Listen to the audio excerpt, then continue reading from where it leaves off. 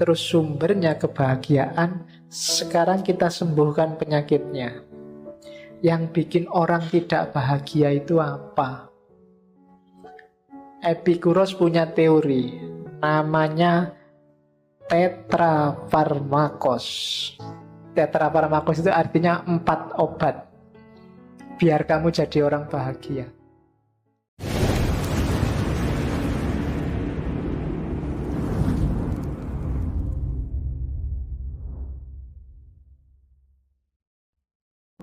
Assalamualaikum warahmatullahi wabarakatuh.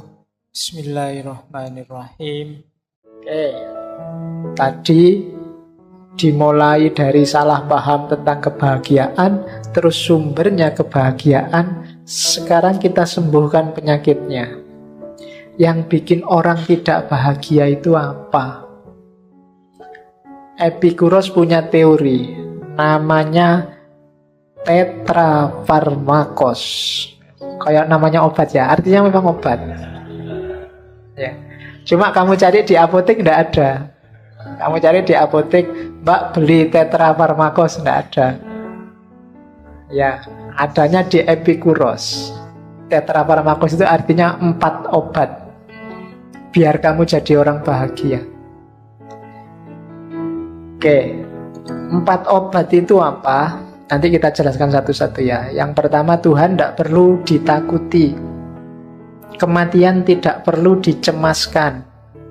Hidup yang bahagia, hidup yang baik itu gampang. Menahan penderitaan itu juga gampang. Obatnya 4 ini. Hidupmu pasti bahagia, katanya Epikuros. Dan itu di bukunya dia ngomong, meditate on these ideas day and night. Perintahnya Epikuros, coba pikirkan 4 hal ini, these ideas, siang atau malam. And the ones related to them, dan hal-hal yang berhubungan dengan 4 hal ini, both alone and with someone like yourself. Kamu pikirkan sendiri apa sama temanmu boleh. And you will never be badly disturbed. Kamu tidak akan bingung lagi, tidak akan galau lagi. Apakah kamu sedang bangun atau sedang mimpi? Obatnya 4 ini. Kalau nggak percaya, kamu pikirkan sendiri atau sama temanmu 4 hal ini. Yang pertama apa? Tuhan tidak perlu ditakuti. Maksudnya, kita tidak perlu takut sama Tuhan. Nanti Tuhan nggak perlu ditakuti, kamu menakut-nakuti Tuhan. Ya, nah, jadi kenapa Epikuros ngomong gini? Karena sebagian besar kita, nama relasinya sama Tuhan itu relasi takut. Takut dikasih musibah lah, takut disiksa lah, takut Tuhan murka lah, takut. Itu yang bikin hidup kita tidak tenang.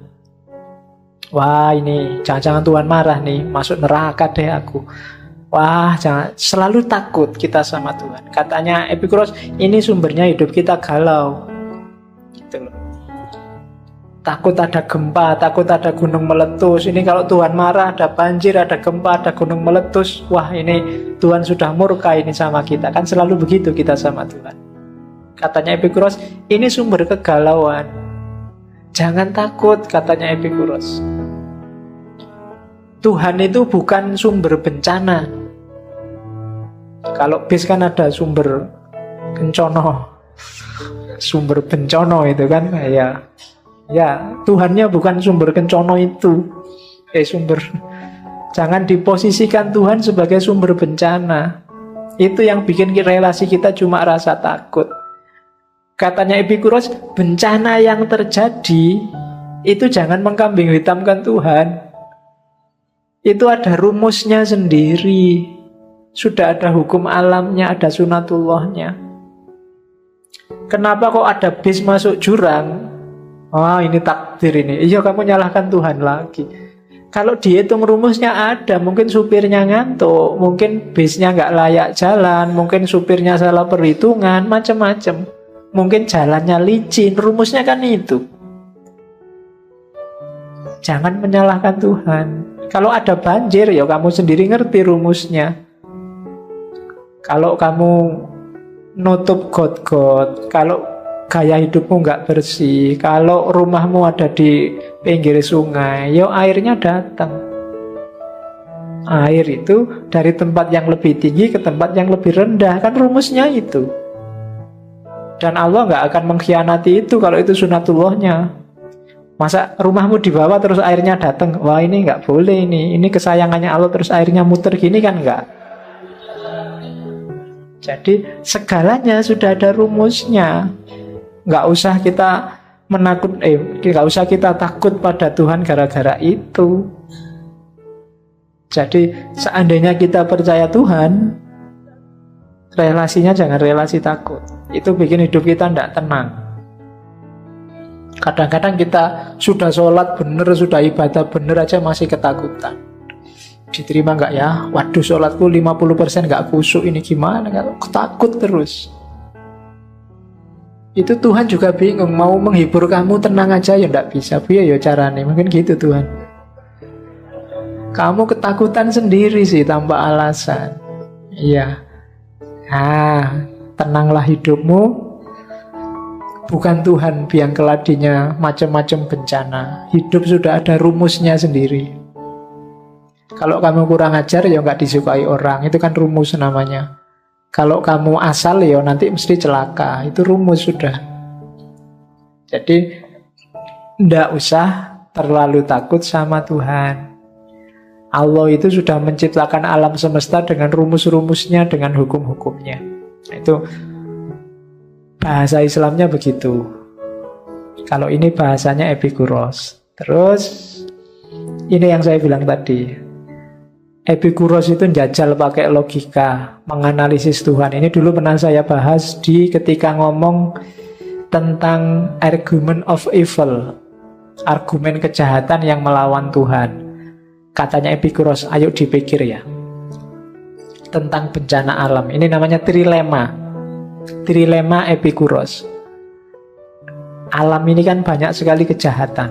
Orang kan sering mengaitkannya sama Tuhan. Tentang kejahatan, apakah kejahatan manusia atau kejahatan alam, itu kira-kira kehendaknya Tuhan atau bukan, kekuasaannya Tuhan atau bukan.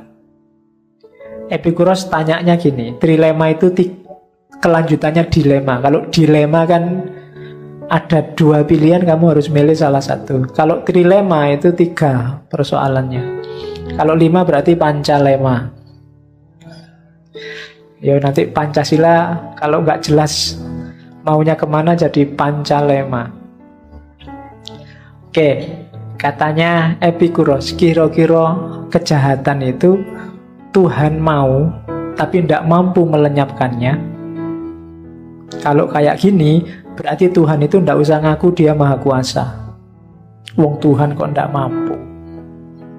Terus pertanyaan kedua, kalau memang Tuhan mampu, kira-kira Tuhan mampu, tapi dia nggak mau, ayo gimana? Oh ya berarti nggak usah ngaku Tuhan juga. Tuhan katanya maha penyayang. Masa nggak mau menyingkirkan kejahatan? Problem kedua. Problem ketiga, ya Tuhan itu mampu juga mau, maha kuasa, maha penyayang. Loh buktinya masih ada kejahatan.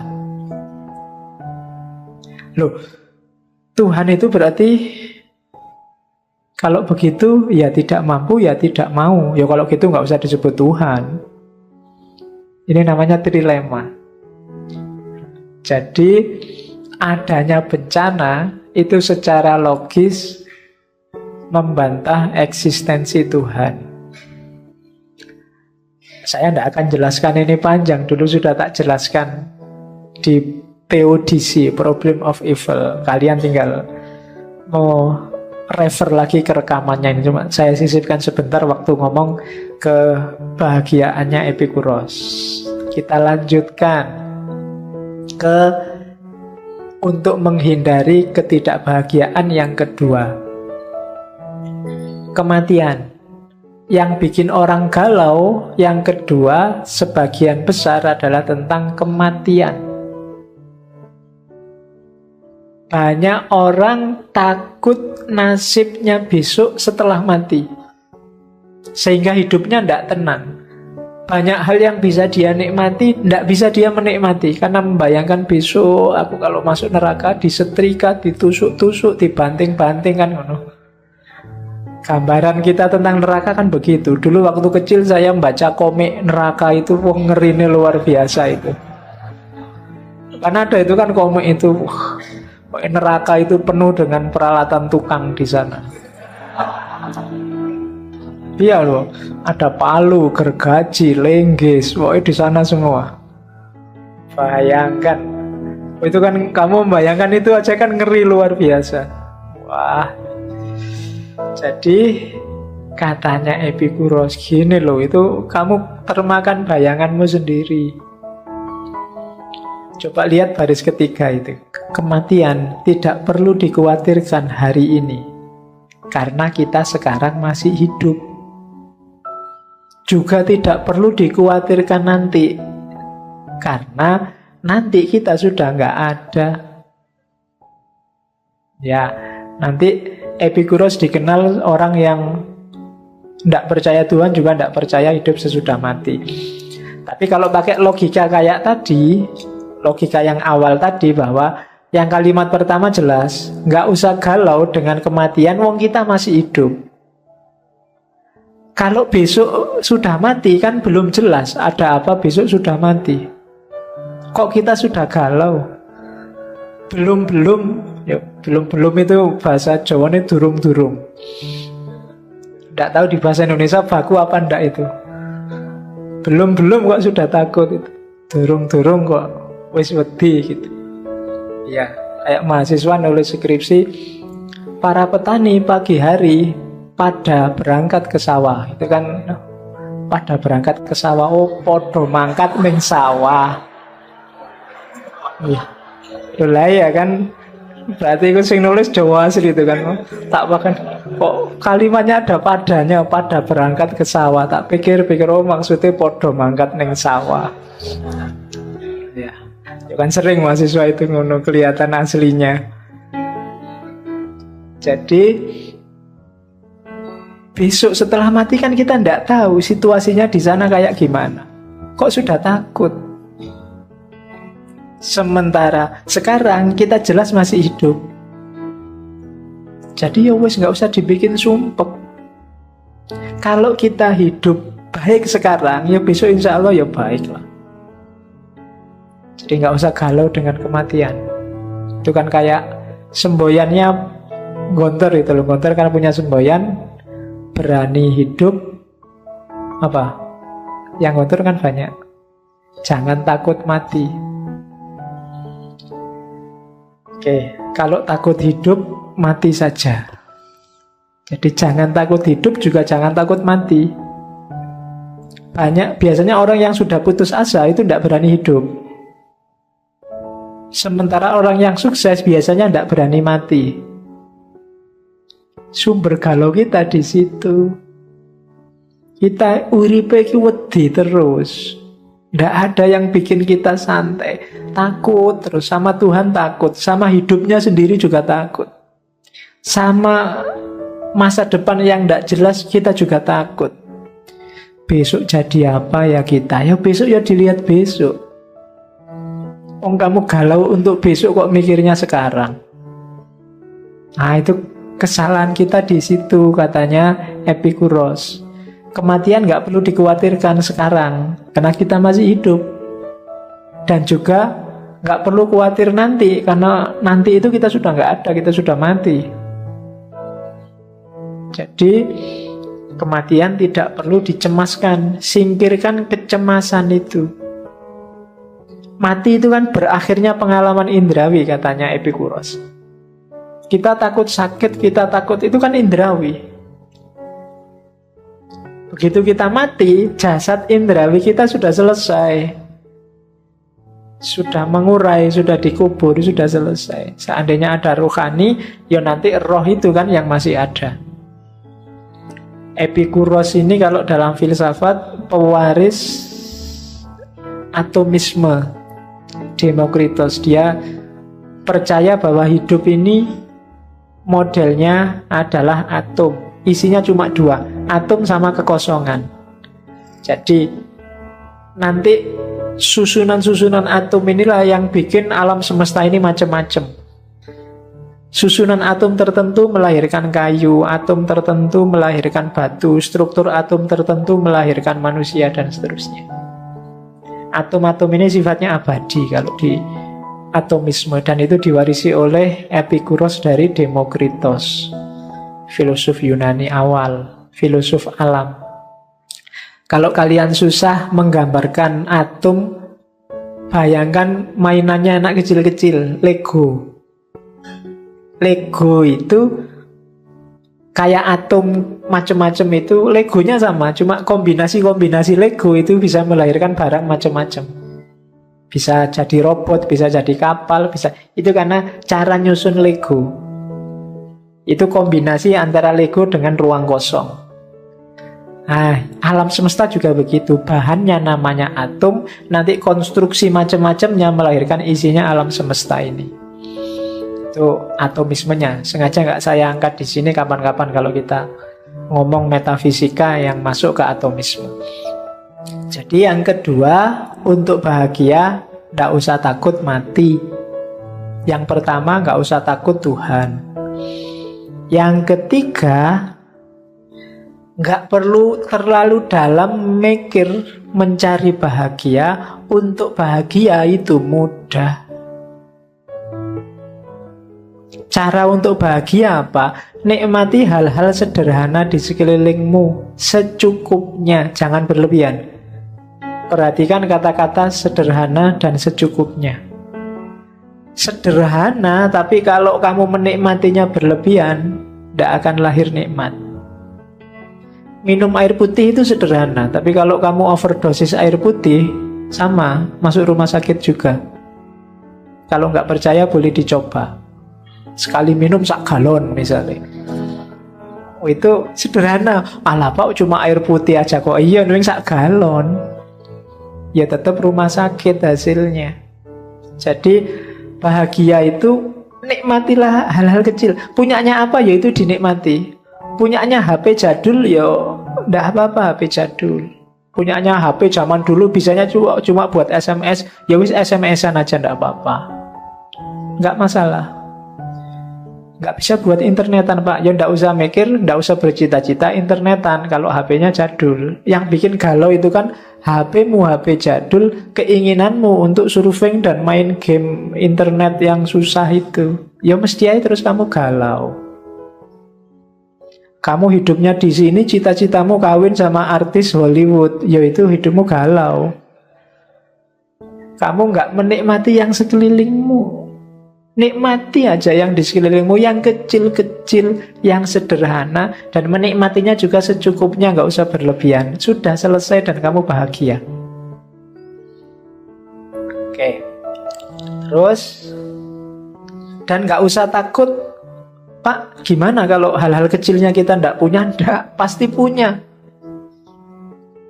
Dan katanya Epikuros, hal yang menyenangkan sederhana itu biasanya lebih mudah kita peroleh. Nafas, paling enggak kan, ambekan itu kan gratis. Bisa kamu ambil kapanpun. Kamu buang kapanpun juga boleh. Ya kan? Ambil nafas gratis. Alhamdulillah masih bisa bernafas. Jangan sampai lupa loh ya.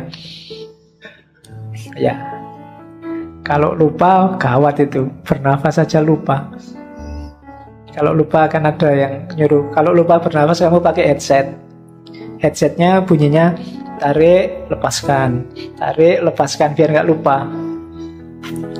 Jangan sampai lupa bernafas. Itu kan gratis. Teman. Loh, temanmu ini sebanyak ini kan teman semua. Nikmatilah.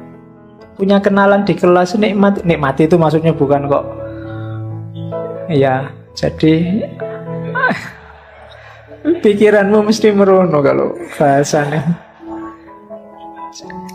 Jadi, banyak hal gratis sekelilingmu. Ngaji aja kamu dapat minum gratis, nikmati. Jadi yang sederhana dan enak itu mudah sekali kamu capek. Bahasanya Epikuros, alam ini menyediakannya bahkan berlebih untuk dirimu. Cuma kamu aja sering rewel, cerewet, minta yang lebih, menginginkan yang di luar jangkauanmu. ya mesti wae hidupmu terus sumpek. Jadi rumusnya orang bahagia itu simple. Nikmati yang sederhana dan gratis dan secukupnya di sekelilingmu. Sudah kamu bahagia. Makanya ada kata mutiara dari Epikuros, let us thank the wise nature, for she had made the right thing easy and unnecessary thing heavier. Mari kita berterima kasih pada alam yang bijaksana. Karena alam menyediakan hal-hal yang baik, mudah diperoleh, dan hal-hal yang tidak penting lebih susah diperoleh. Tadi kan ada yang natural tapi natural penting, ada natural tidak penting, ada tidak penting. Kalau kamu jeli, yang tidak penting itu kan lebih susah diperoleh. Yang tidak alami juga lebih susah diperoleh. Yang natural lebih mudah diperoleh. Itu wise-nya nature katanya. Ya kalau kita hari ini, itulah kebijaksanaannya Allah, kebijaksanaannya alam. Kalau hidupmu mulai susah, kamu mulai bingung meraih sesuatu kok susah, berarti ada yang kamu sedang mengejar yang tidak natural. Kalau kamu mengejarnya yang natural-natural, biasanya lebih mudah. Dan itu sudah rumusnya alam. Maka terima kasihlah pada alam. Yang baik itu mudah diperoleh, dan yang tidak penting itu lebih susah diperoleh. Kalau sebaliknya mungkin kita akan pusing.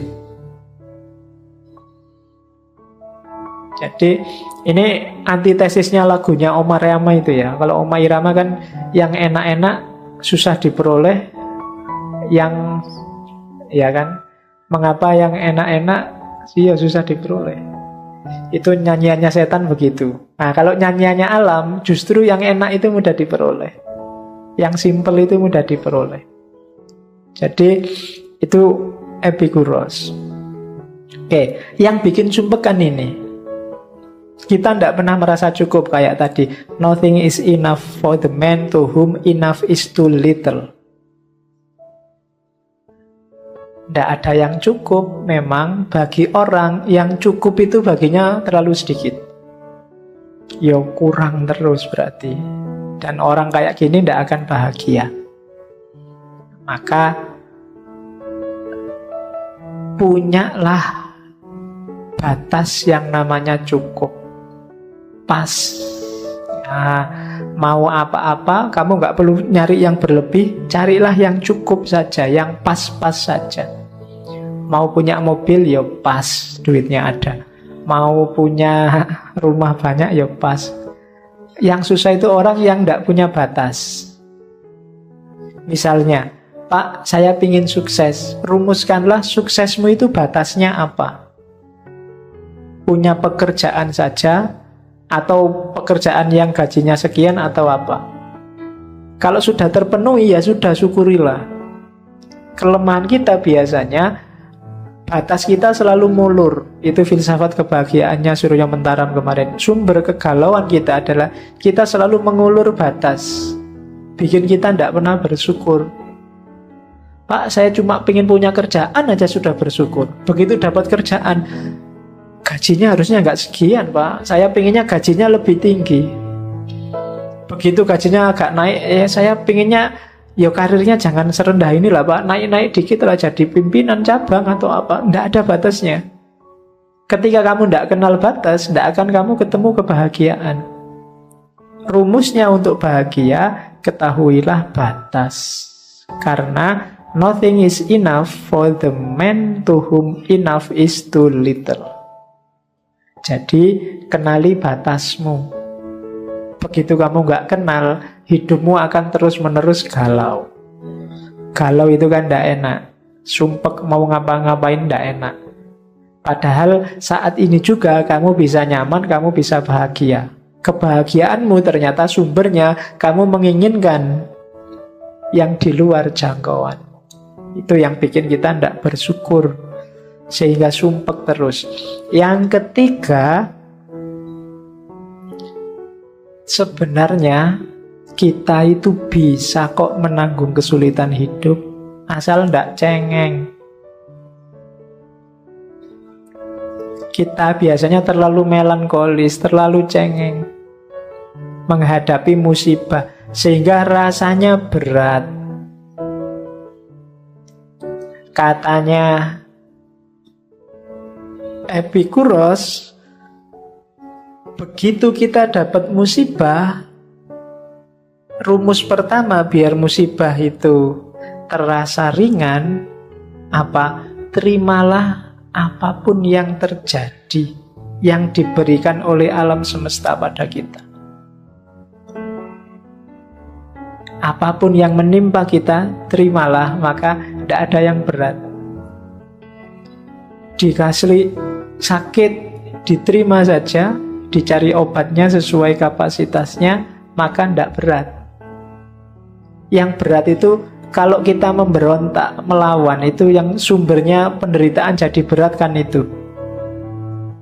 Waduh, nilaiku kok jatuh ya, terus kamu memberontak, ndak terima, masa nilaiku jatuh gini, harusnya aku ning kelas paling pinter. Dan kamu galau di situ. Padahal ya sudahlah, diterima, besok belajar lebih keras lagi. Simple, selesai penderitaanmu. Tapi kalau kamu panggul terus, kamu berontak terus, jadinya berat. Terimalah dulu, akuilah. Ada orang yang tidak ngakui kan kalau hidupnya berat, tidak ngakui kalau dirinya sedang sakit. Mohon maaf ya, saya ngantuk, tak tidur dulu, diterima aja. Gak usah bertahan mati-matian melek. Kalau ngantuk ya ngantuk aja, biasa aja. Terimalah yang diberikan oleh alam. Yang pertama itu. Yang kedua, ingatlah yang warna kuning itu. Segala yang terjadi tidak harus sesuai dengan kehendak kita, keinginan kita. Demikian juga tidak harus tidak sesuai. Alam semesta punya rumus sendiri yang bikin kita merasa tidak kuat nanggung kesulitan hidup, karena kita bikin rumus sendiri. Kalau sekeliling kita cocok sama keinginan kita, ya sudah. Kalau tidak cocok, ya sudah. Lebih nyaman untuk hidup. Yang bikin berat itu tadi, kamu berontak. Yang ketiga, kita selalu ingin ngontrol segala yang ada di sekeliling kita. Seolah-olah kita sutradaranya. Itu yang bikin kita galau, bikin kita merasa menderita. Seolah-olah yang di luar kita harus kita yang nyetir. Kita ingin ngatur terus. Harus begini, harus begitu, harus begini, harus begitu. Seandainya kita ngatur 10, mungkin ada 3 yang gagal. Dan kita galau gara-gara 3 ini. Itu sering. Jadi rumus yang keempat, tidak sulit sebenarnya menanggung kesulitan itu. Yang bikin sulit kita sendiri. Ya kayak tadi bahasaku, kita sering cengeng. Cengeng itu tidak terima, memberontak, menganggap bahwa segalanya harus sesuai keinginan kita. Itu sumbernya sakit. Oh, siapa kita? Gitu. Pokoknya harus begini, pokoknya harus begitu. Nah, itu namanya tidak paham rumusnya hidup, katanya Epikuros. Hidup itu ya tidak selalu sesuai dengan keinginan kita, juga tidak selalu tidak sesuai. Kadang sesuai, kadang nggak sesuai. Itulah hidup. Jadi rumusnya itu, besok Ahok jadi gubernur apa enggak, ya kamu enggak usah galau. Kalau gagal ya enggak apa-apa, jadi juga enggak apa-apa. Wong memang kita manusia, kita bukan sutradara untuk hidup kita sendiri. Jadi rumus yang keempat enggak sulit kok untuk menanggung kesulitan hidup. Karena ada orang yang merasa, wah, tidak kuat ini sudah di luar batas. Enggak, masih di dalam batasmu, jangan khawatir. Asal kamu nggak cengeng aja. Jadi jangan takut sama Tuhan. Jadi Tuhan jangan terlalu ditakuti. Dia maha penyayang kok, jangan khawatir. Yang kedua, jangan takut sama sakit, sama kematian. Yang ketiga, hidup itu simpel kalau ingin bahagia. Yang keempat, untuk menanggung kesulitan juga pasti kamu kuat. Kecuali kamu cengeng.